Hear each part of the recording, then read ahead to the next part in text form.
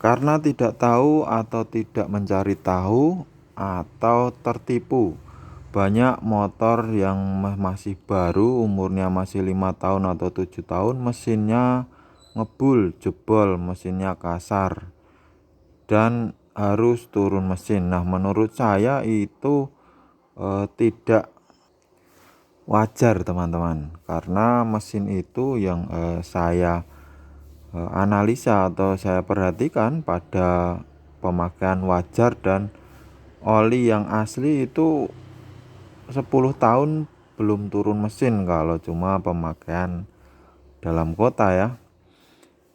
Namun kadang motor yang cuma pemakaian dalam kota, cuma kerja ke pabrik dekat, namun sudah hancur mesinnya dikarenakan biasanya kena oli palsu. Kalau olinya tidak palsu, walaupun tidak diganti 5 bulan, menurut saya tidak juga akan ambrol ya, karena oli itu paling cuma kotor sedikit dan tidak mengerak.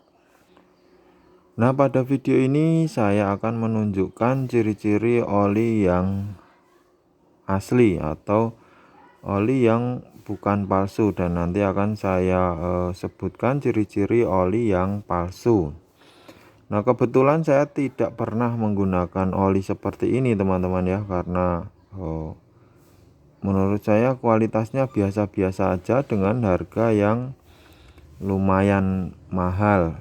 Saya lebih memilih oli merek lain. Namun kebetulan saya kemarin ada kesempatan membeli oli merek ini ya. Dan ini saya akan tunjukkan cara mengetahui keasliannya, karena saya beli di bengkel dan merek ini banyak sekali pemalsunya. Oke, langsung saja. Pertama kita cek warna olinya.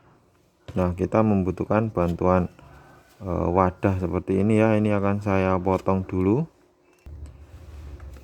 Kemudian oli ini kita tuang. Untuk yang asli warnanya agak jernih, namun oli ini ada dua supplier ya. Ada dua supplier, yang satu agak bening, yang satu agak keruh, namun sekeruh-keruhnya tidak keruh sekali. Nah, ini dituang seperti ini, harusnya agak kekuningan, tidak coklat.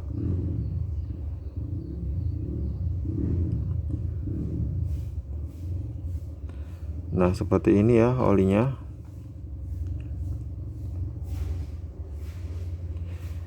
Nah, yang ini yang pertama ini agak sulit untuk membedakan bagi pemula ya, apakah ini oli asli atau palsu.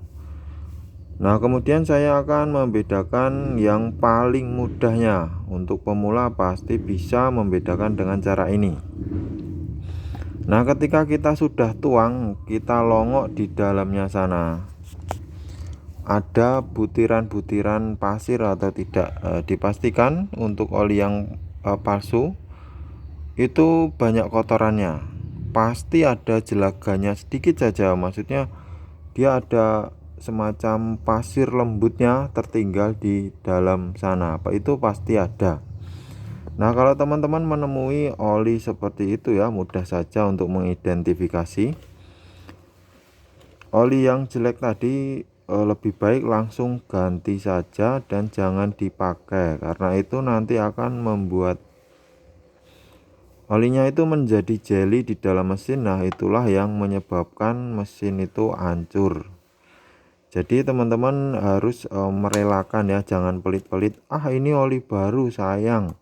Nah, sayangnya itu nanti akan yang membuat mesinnya ambrol, mesin hancur, biasanya ngebul dan suaranya menjadi kasar.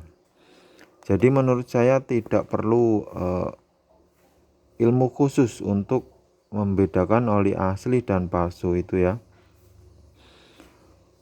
Yang oli palsu itu yang ciri-ciri yang paling mudah adalah di dalamnya itu ada kotorannya, ada seperti pasir halus tertinggal. Nah, itu dipastikan oli palsu. Kalau oli asli tidak mungkin ada kotorannya itu. Oke teman-teman, semoga video ini bermanfaat dan motor teman-teman semua menjadi awet. Terima kasih sudah menyimak, sampai jumpa.